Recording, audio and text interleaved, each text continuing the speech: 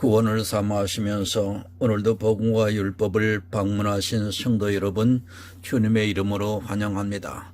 이 시간 418번째 설교 시간으로 가로되 여호와의 말씀이 내가 이 물을 굳혔으니 라고 하는 열왕기하에 나와 있는 말씀을 가지고 여러분들에게 말씀을 전하고자 합니다.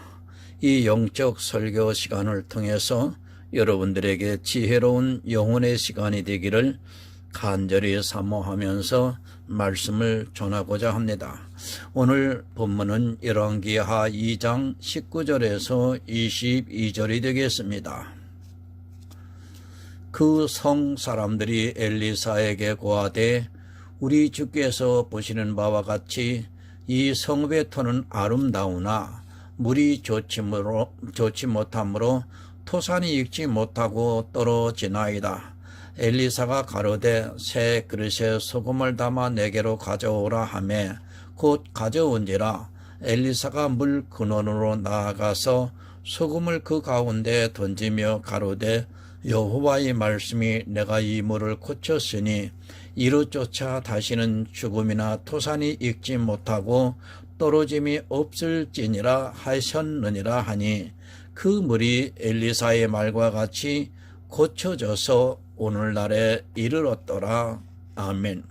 사랑과 은혜가 많으신 아버지 하나님 감사합니다.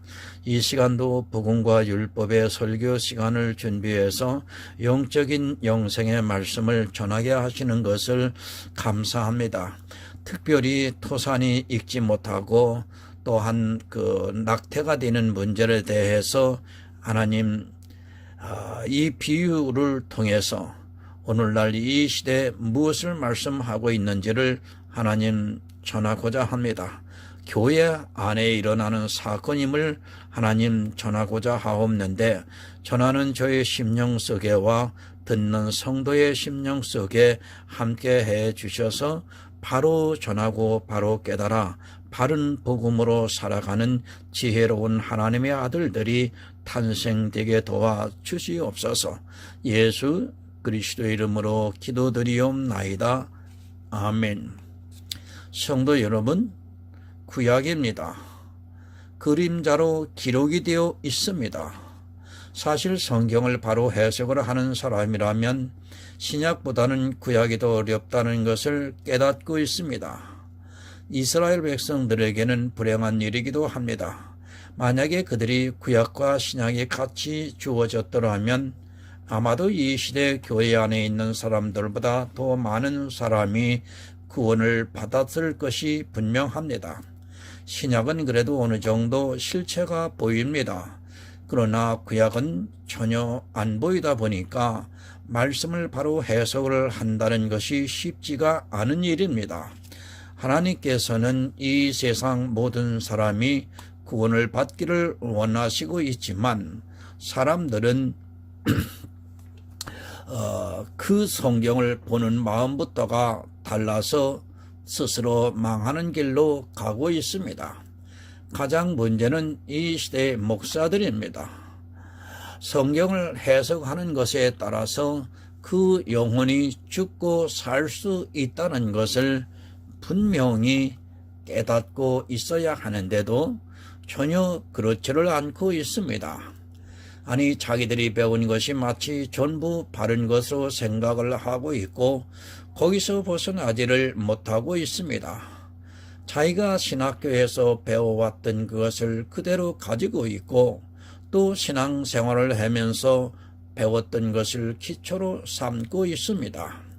세뇌는 참 무섭습니다. 아니, 한번 잘못 본 것이 얼마나 무섭다는 것을 깨닫지를 못하고 있습니다. 그리고 그 잘못 본 것에 꽂히게 되면 거기서 벗어나지를 못하고 있는 것이 이 시대 목사들이라고 해야 맞습니다. 그것을 교인들에게 그대로 가르쳐주고 있고 교인들 역시 마치 우리 새끼와 같이 그대로 탑습을 하고 있는 것이 오늘날 교회 안에 일어나는 현실들입니다. 고민을 안 합니다.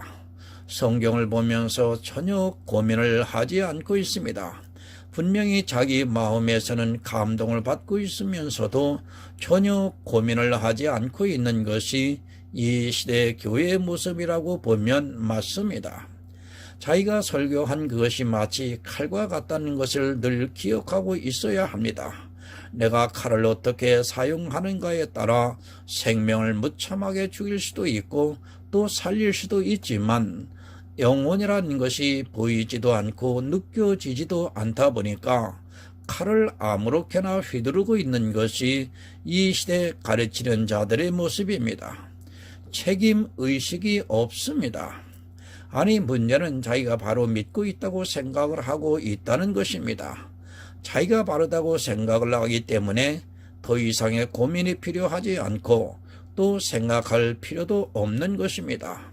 그러나 성경이 얼마나 오묘하고 깊은가를 깨달으면 조금 더 겸손하고 고민을 하게 되어 있습니다. 저는 안 합니다. 제가 전하는 것이 만약에 진리가 아니라면 저는 더 이상 이 일을 하지 않을 것입니다. 차라리 세상에서 편하게 내가 살고 싶은 것 하다가 죽는 것이 더 유익하지 왜 스스로 화를 자초하겠습니까? 성경에서는 화가 있을 것이라고 말씀을 많이 하고 있지만 그것은 이스라엘의 문제고 이 성경을 보고 있는 자기들과는 아무런 상관이 없는 것으로 생각을 하고 있습니다. 깨어 있으시기 바랍니다. 정말 지혜를 구하시기를 바랍니다. 내가 알고 있는 성경의 지식이 얼마나 미천한가를 늘 깨닫고 있어야 합니다. 그런 성도만이 성경에 대해서 더 많은 고민을 하게 되고 늘 깨어 진리를 구할 수 있습니다. 그러나 이 시대는 사람들이 거의 다 대학을 나오다 보니까 아무나 다 성경을 보고 마음대로 해석을 하고 있습니다. 세상의 지식입니다. 그런 지식을 가지고 성경을 보고 그대로 성경을 해석하고 있습니다. 그런 해석들이 얼마나 위험한가를 모르고 그저 자기들이 알고 있는 세상적 지식을 기초로 해서 성경을 보고 있습니다. 성경을 성경으로 보는 것이 아니라 자기가 알고 있는 지식을 기반으로 해서 성경을 보다 보니까 하나님의 뜻과는 전혀 다른 해석을 하고 있습니다. 시편 49편 4절을 보겠습니다. 내가 비유에 내 귀를 기울이고 수금으로 나의 오묘하는 말을 풀리로다. 성경은 오묘합니다. 그리고 거의 모든 성경은 비유로 되어 있습니다. 그러나 이 시대는 성경을 너무도 쉽게 보고 있습니다. 문자에 나타나고 있는 그대로를 보고 있고 그것을 그대로 해석을 하고 있습니다. 그러다 보니까 성경을 모르고 세상에서 지성이 있는 사람도 성경을 보고 해석을 하고 있습니다. 대학을 나온 사람 정도면 목사가 하는 말을 그대로 할 수 있는 그런 시대를 우리는 지금 살아가고 있습니다. 문자를 보면 여러분 죽습니다. 성경에 있는 문자는 한마디로 이 세상에 좋은 책을 보는 것과 같다는 것을 깨달아야 합니다.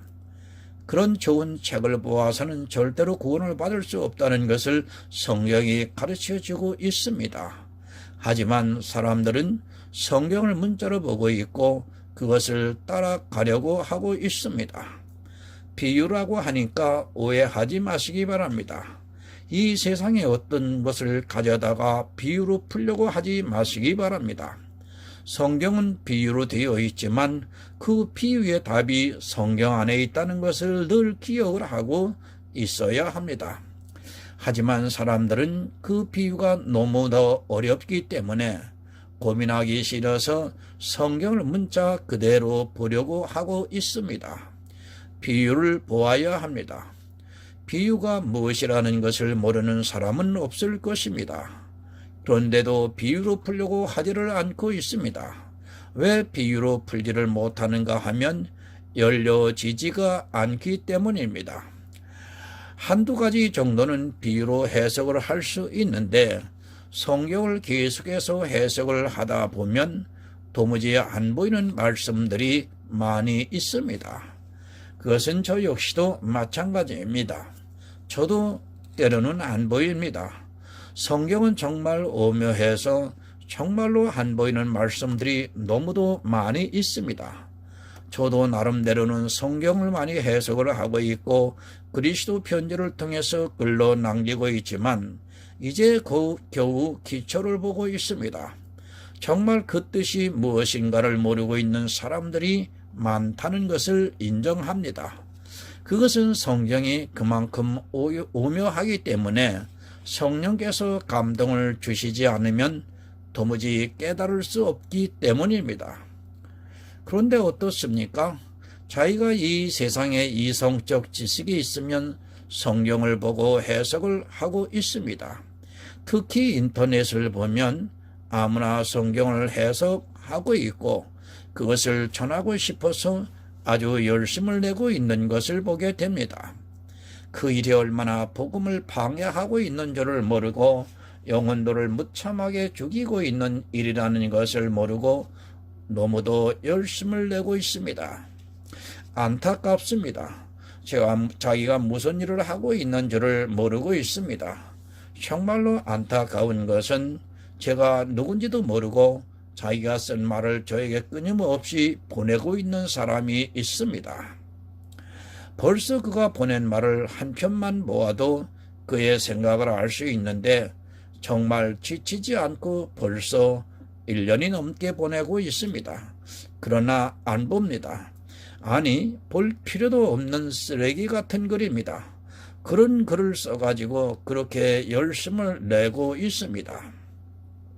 사단에게 미혹을 당하면 사람이 그렇게 된다는 것을 모르고 있습니다. 차라리 가만히 있으면 화는 면할 수 있는데 스스로 화를 자초하고 있습니다. 차라리 이 세상의 지은인으로 살면 화는 면할 수 있는데 교회 안에서 열심을 내다가 화를 당하고 있습니다. 여러분, 누가 화를 당합니까? 이 세상 사람이 화를 당한다고 생각하지 마시기 바랍니다. 그들은 그저 이 세상의 죄인입니다. 그러나 교회 안에 있으면서도 예수 그리스도의 십자가를 바로 알지 못하면 그는 악인이 된다는 것을 깨달아야 합니다.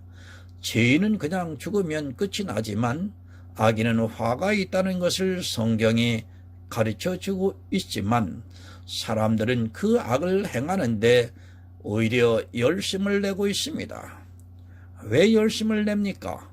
자기가 하고 있는 일이 악이라는 것을 꿈에도 생각을 하지 않고 있기 때문입니다.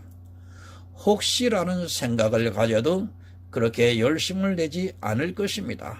그러나 짐승에게 미혹이 되어 있는 사람은 자기가 하고 있는 일이 다 하나님을 위해서 하는 일이라고 하면서 열심을 내다가 결국에는 화를 당하는 가장 불쌍한 자가 되고 맙니다.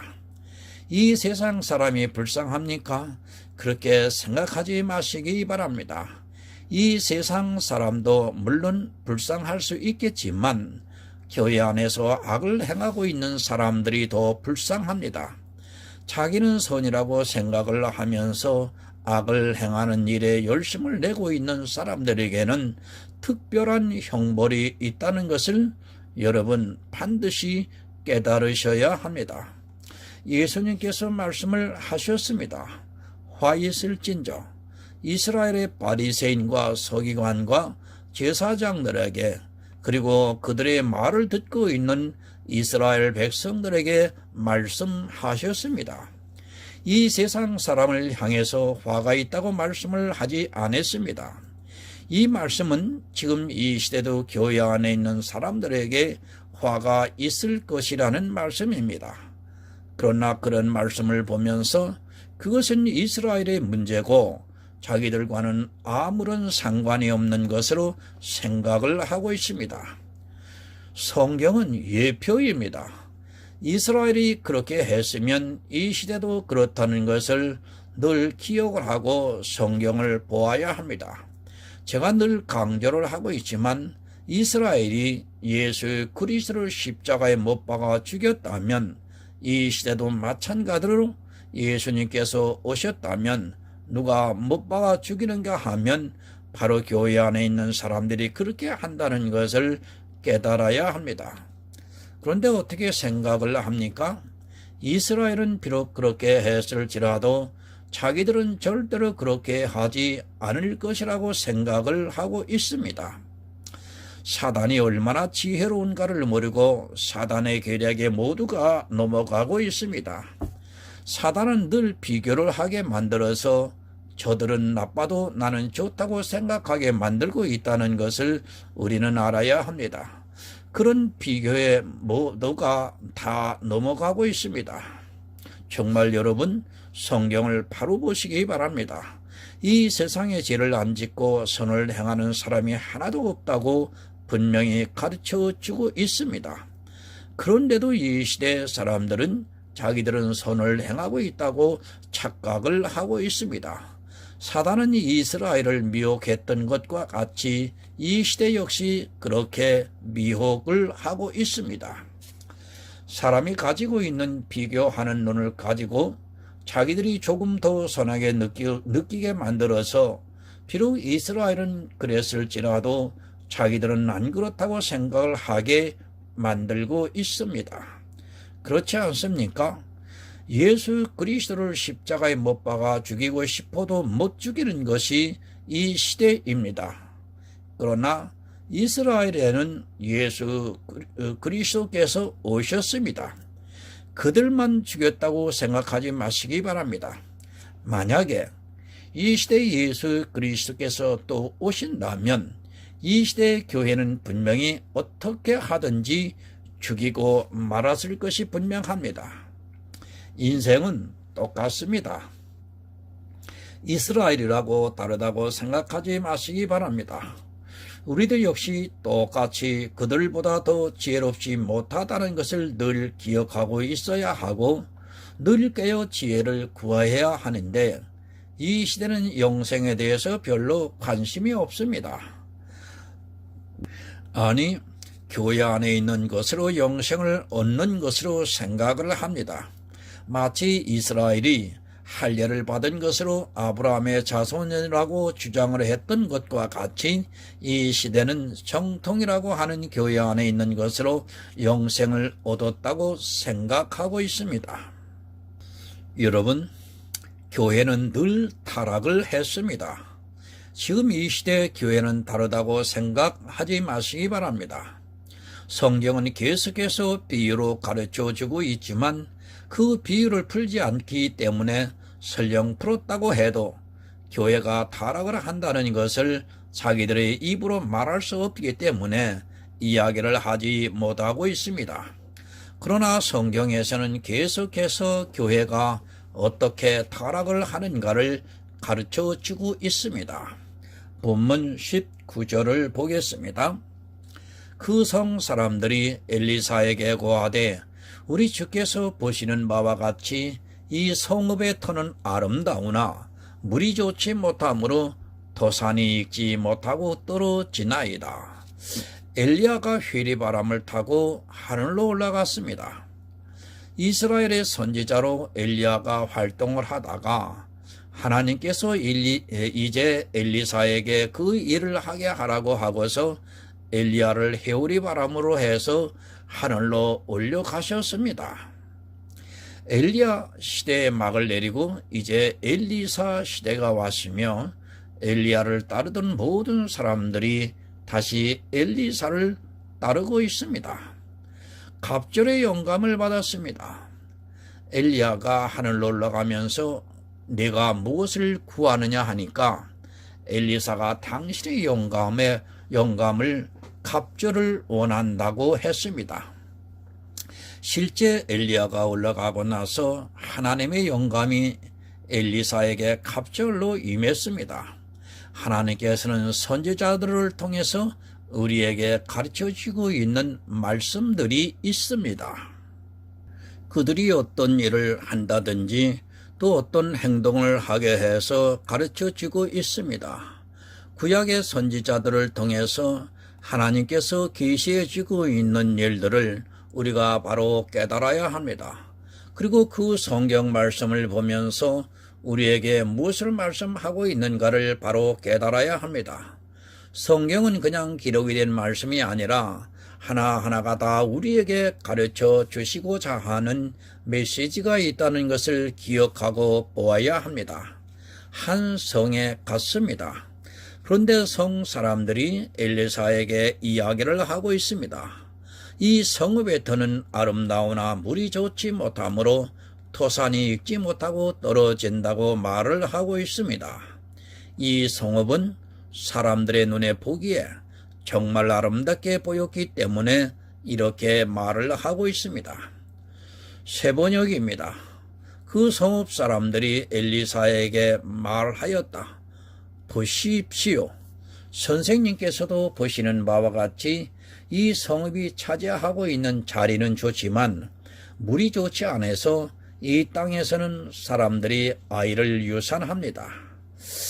성읍이 아름답습니다. 그런데 물이 좋지 않아서 이 땅에서는 사람들이 아이들을 유산한다고 말씀을 하고 있습니다.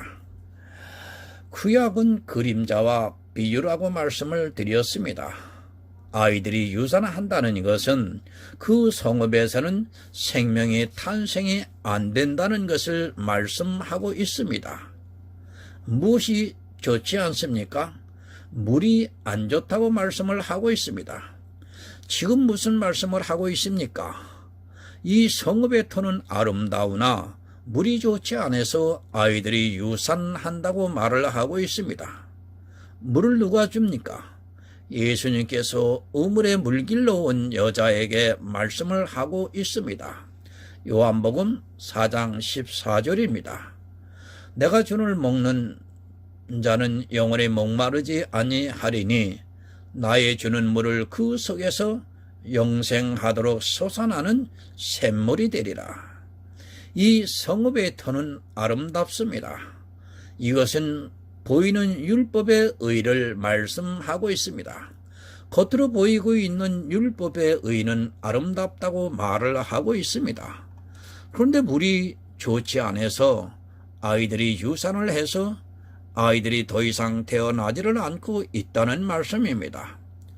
성읍은 교회를 말씀하기도 합니다.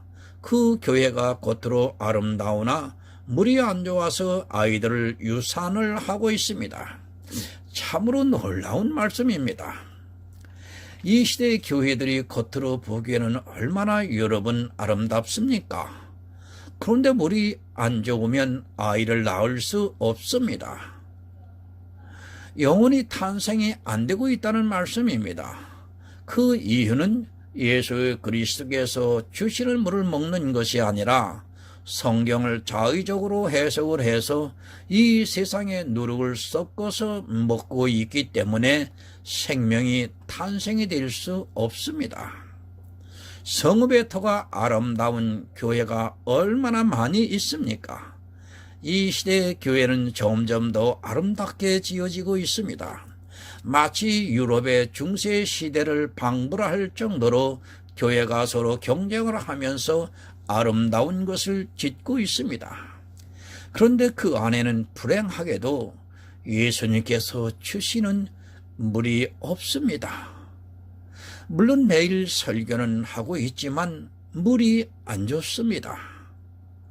오직 예수 그리스도를 먹이는 것이 아니라 온갖 노력을 다 섞어서 먹이고 있습니다. 여러분, 설교를 들어보시기 바랍니다.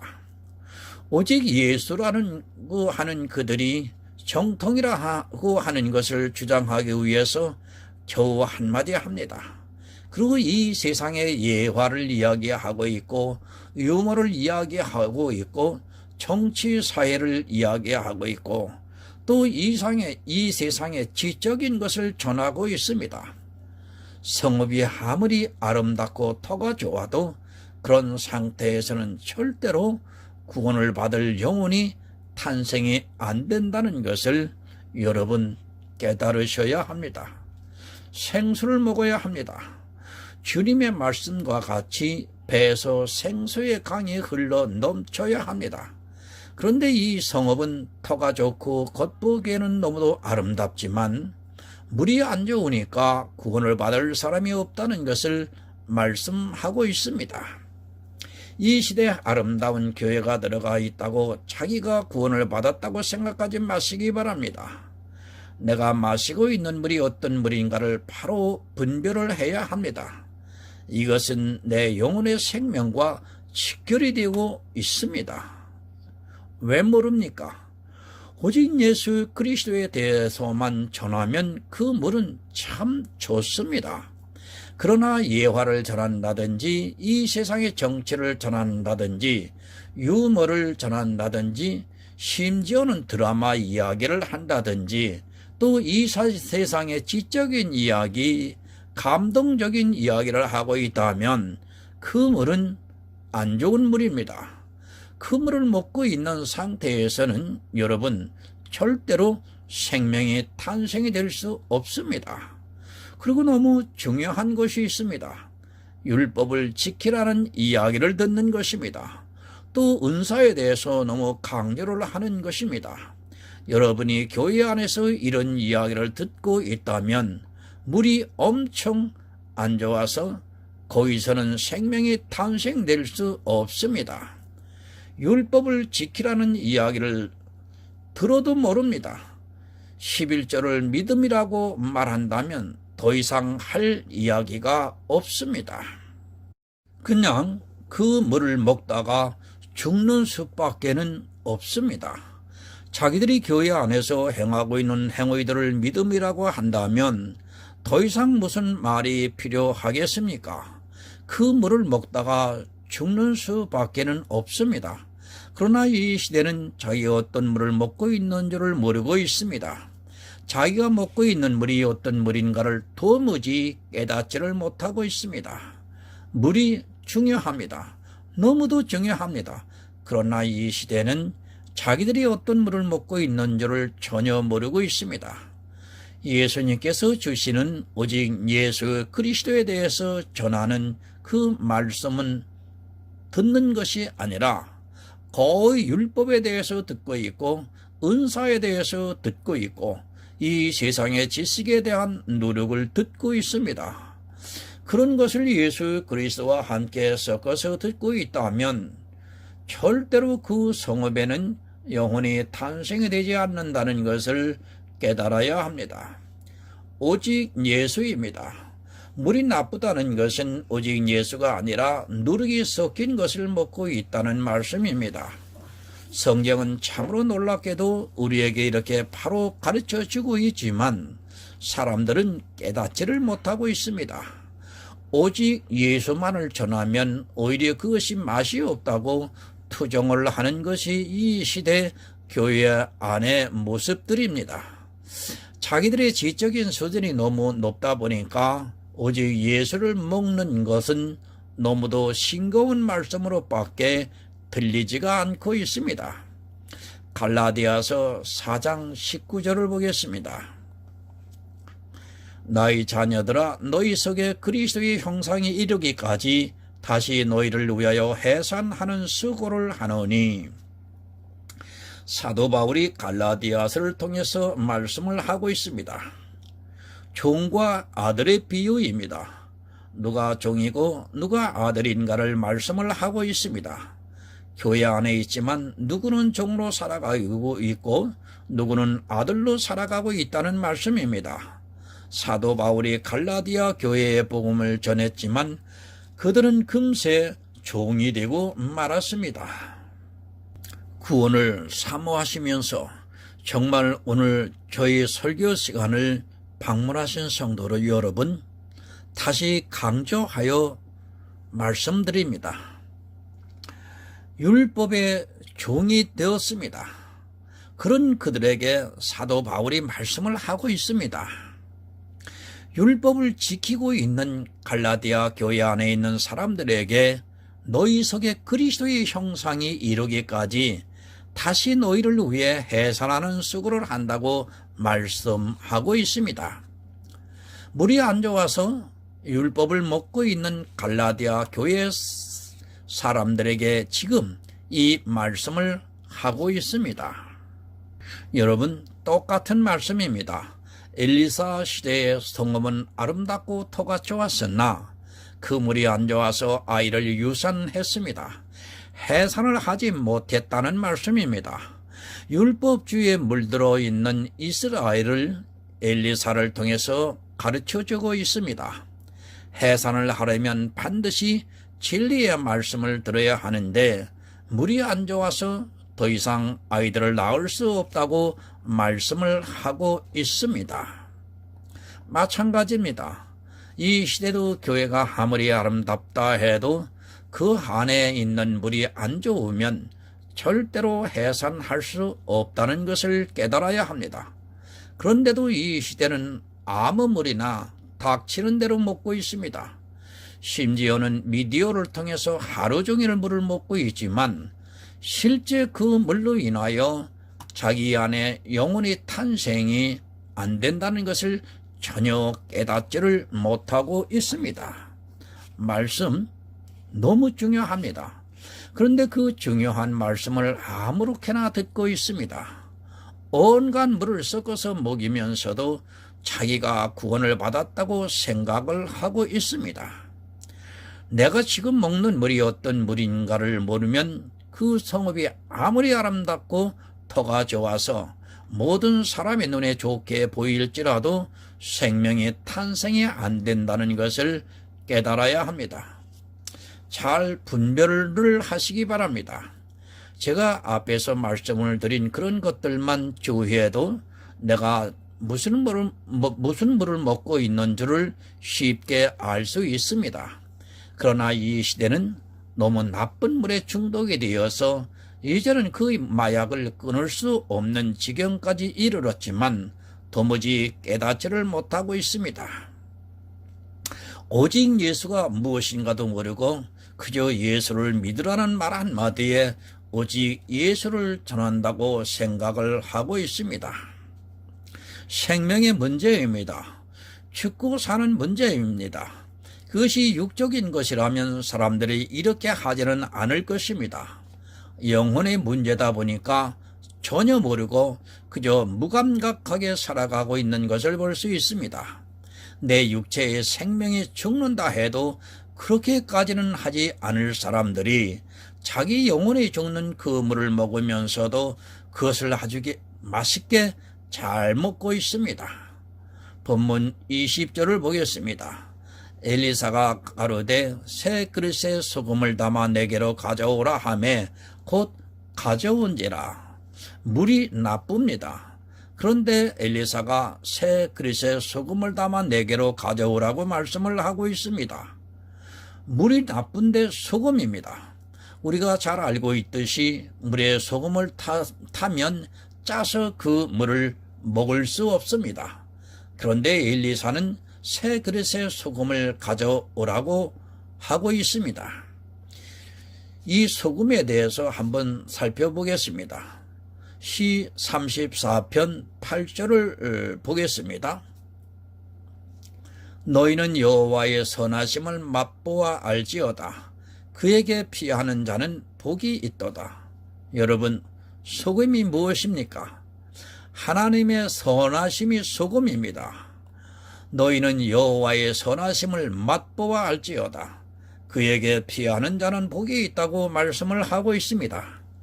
이제까지 먹던 물은 나쁜 물입니다. 그 물에 하나님의 선하심을 엘리사가 넣어주고 있다는 말씀입니다. 생명의 문제입니다. 물이 안 좋아서 아이가 유산을 하고 있습니다. 그것을 엘리사가 알고 하나님의 선하심을 먹이고 있습니다. 하나님의 선하심은 복음입니다. 이 세상에 복음을 주신 것이 바로 하나님의 선하심입니다. 예수 그리스도를 이 세상에 보내주신 것이 하나님께서 선하시기 때문이라는 것을 우리는 깨달아야 합니다. 그런데 모릅니다. 교회 안에 있으면서도 하나님의 선하심이 무엇인가를 모르고 있는 사람들이 많이 있습니다. 그리고 자기들이 먹는 물이 어떤 것인 줄을 모르고 있습니다. 나쁜 물을 먹으면서도 그 물이 왜 나쁜 물인 줄을 모르고 먹고 있다 보니까 그 성읍에서는 아이가 탄생하지 않고 있습니다. 성읍은 너무 아름답고 터는 좋지만 물이 안 좋아서 아이가 없습니다. 그것은 이스라엘이 하나님의 선하심을 모르고 있다는 말씀입니다. 맛보시기 바랍니다. 하나님의 선하심을 맛보려면 우선 율법을 제하여야 볼 수 있습니다. 율법의 모양이 내게 있으면 절대로 하나님의 선하심을 맛볼 수 없다는 것을 깨달아야 합니다. 그러나 교회 안에 있는 거의 모든 사람이 율법을 지키고 있습니다. 그런 상태에서는 하나님의 선하심을 맛보아 알 수도 없고 생명이 탄생이 안 된다는 것을 깨달아야 합니다. 성읍 아름다워도 아무 소용이 없습니다. 여러분이 다니고 있는 교회가 아무리 아름답다 해도 그것은 소용이 없다는 것을 깨달아야 합니다. 그런데 이 시대는 그 아름다운 교회만을 보고 그 안에 들어가면 무조건 구원을 받을 것으로 생각을 하고 있습니다. 그런 교회의 겉모습은 아무 소용이 없습니다. 그러나 사람들은 지금 이 시대도 그런 교회를 보고 있습니다. 이 시대는 중요한 것을 모릅니다. 그저 이스라엘과 같이 행위에 깊이 빠져들어가고 있는 모습입니다. 그러면서도 자기들이 하나님을 잘 믿고 있다고 착각에 빠져 있습니다. 그런 외식하는 모습을 하나님께서 가장 싫어하시는데도 역시 사람들은 어쩔 수 없이 외식을 하고 있습니다. 맛보시기 바랍니다. 엘리사가 그 성읍에 준 것은 바로 하나님의 선하심을 주었습니다. 하나님께서 어떻게 선하신 분인가를 우리가 성경을 통해서 알아야 합니다. 그 선하심의 맛을 알고 있는 성도는 그 생명이 탄생이 될 것이고, 그렇지 않으면 물이 나빠서 절대로 그 안에 새 생명이 탄생될 수 없습니다. 자기가 먹고 있는 물을 모르고 먹는다면 그는 너무도 어리석은 사람입니다. 육체도 그렇습니다. 내가 먹고 있는 물의 성분을 정확하게 알고 먹어야 건강할 수 있습니다. 그것이 아무리 대기업에서 만들었다고 해도 무조건 믿을 수 있는 것이 아니라 자기를 위하는 소비자는 성분을 꼼꼼히 살피고 내가 먹어야 하는지 아니면 먹어서는 안 되는지를 분별을 합니다. 그러나 이 시대는 마치 대기업에서 만들면 다 신뢰를 하는 것 같이 교회에서 주는 말씀을 무조건 받아 먹고 있습니다. 21절을 보겠습니다. 엘리사가 물 근원을 나가서 소금을 그 가운데 던지며 가로되 여호와의 말씀이 내가 이 물을 고쳤으니 이르 쫓아 다시는 죽음이나 토산이 익지 못하고 떨어짐이 없을지니라 하셨느니라 하니. 여러분, 물을 고쳐야 합니다. 이 말씀은 정말 중요합니다. 내가 먹는 물을 고치지 않으면 그곳에는 절대로 영혼이 탄생될 수 없다는 것을 깨달아야 합니다. 그 물을 10,000명이 먹고 있습니까? 그 물을 10만 명이 먹고 있습니까? 아니, 10,000,000명이 먹으면 뭐합니까? 여러분, 이렇게 말씀을 드려도 교회에서 주는 물이 무엇인지를 모르신다면 참 어떻게 설명해야 할지 저도 막연합니다. 간단하게 말씀을 드리면 교회에서 율법의 행위가 있습니다.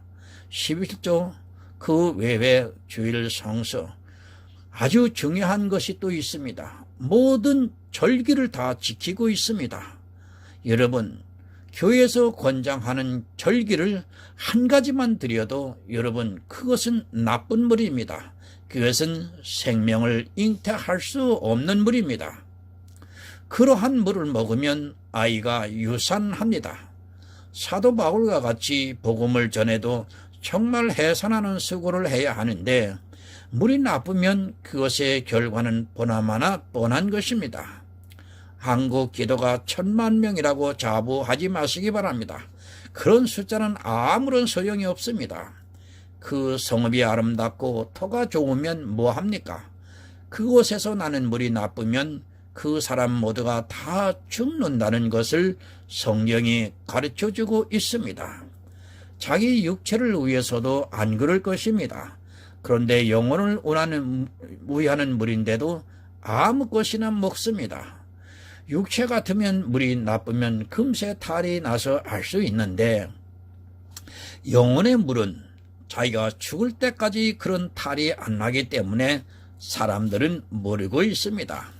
그 물에 반드시 소금을 던지시기 바랍니다. 그것은 진짜 소금을 던지라는 것이 아니라 여호와의 선하심을 알게 하라고 하는 말씀입니다. 물을 고치시기 바랍니다. 그 성읍이 아무리 아름답고 터가 좋으면 뭐합니까? 교회를 아무리 잘 지어 놓으면 뭐합니까? 그런 것은 여러분 아무 소용이 없다는 것을 깨달아야 합니다. 그 안에 있는 물이 나쁘면 그 안에 수십만 명이 있다 해도 그들이 다 죽는다는 것을 반드시 우리는 깨달아야 합니다. 나만 잘하면 살 수 있다고요? 너무도 어리석은 사람입니다. 물이 나쁜데 나 혼자 어떻게 잘합니까? 사단은 늘 그렇게 미혹을 하고 있습니다. 엘리사를 통해서 그 성읍의 물을 하나님께서 고쳐주셨습니다. 그 물을 고치고 나니까 이제 죽음이나 토산이 익지 못하고 떨어짐이 없을 것이라고 말씀을 하고 있습니다. 본문 22절을 보겠습니다. 그 물이 엘리사의 말과 같이 고쳐져서 오늘날에 이르렀더라. 아멘. 물이 고쳐졌습니다. 교회 안에서 전하고 있는 말씀이 고쳐졌다는 말씀입니다. 그 물이 고쳐지지 않으면 그 성읍 안에 있는 사람은 절대로 아이를 낳을 수 없습니다. 이제 고치고 나니까 죽음이나 토산이 익지 못하고 떨어지는 일이 없을 것이라고 말씀을 하고 있습니다. 말씀 너무 중요합니다. 그런데 이 시대는 목사가 전하는 말을 너무도 신뢰하고 있습니다. 아니 거의 맹목적으로 그 말을 따르고 있습니다. 자기가 먹고 있는 물이 어떤 물인가를 모르고 그래서 그 안에 있는 사람들이 다 죽고 있다는 것을 모르고 계속해서 그 물을 오늘도 먹고 있습니다. 지금도 여러분 마찬가지입니다. 어느 교회는 물이 나빠서 다 죽고 있습니다. 아니 이 시대 거의 모든 교회가 물이 얼마나 나쁘다는 것을 깨달아야 합니다. 이 문제는 내 영혼의 생명의 문제라는 것을 기억하고 있어야 합니다. 그럼에도 사람들은 자기 영혼의 문제를 너무 쉽게 생각을 하고 있고 자기가 어떤 물을 먹고 있는지조차 모르고 있습니다. 안 고쳐집니다. 한번 나빠진 물은 절대로 안 고쳐집니다. 내 스스로 그 물이 어떤 물인가를 알 수 있게 지혜를 구하는 방법밖에는 없습니다. 지금 교회 안에서 전해지고 있는 물이 고쳐질 것이라 생각하지 마시기 바랍니다. 이미 오늘날 교회 안에서 전해지고 있는 말씀들에서는 하나님의 선하심이 사라졌습니다. 오직 예수입니다. 하나님의 선하심을 예수 그리스도를 통해서 보여주셨습니다. 오직 예수를 모르면 어쩔 수 없이 나쁜 물을 먹게 되어 있습니다. 지혜를 구해서 오직 예수를 먹고 구원을 받아 천국에서 모든 축복을 누리시는 성도가 되시기를 예수 그리스도의 이름으로 부탁드립니다. 하나님 아버지 감사합니다. 전하고 들었습니다. 성읍의 터는 아름다우나 물이 좋지 못하므로 토산이 익지 못하고 떨어지나이다 라고 하는 성읍 사람들의 탄식입니다. 엘리사는 거기에 소금을 풀어서 다시는 그러한 일이 일어나지 아니하도록 조치를 하는 모습을 바라보았습니다. 하나님, 복음과 율법을 비유를 통해서 하시는 말씀을 오늘 풀어서 전했습니다. 오늘날 교회가 율법이 성행함으로 만연하여 종교로 타락하고 있습니다. 그런데도 그 안에서 자칭 영혼이 탄생된다고 외치고 있습니다.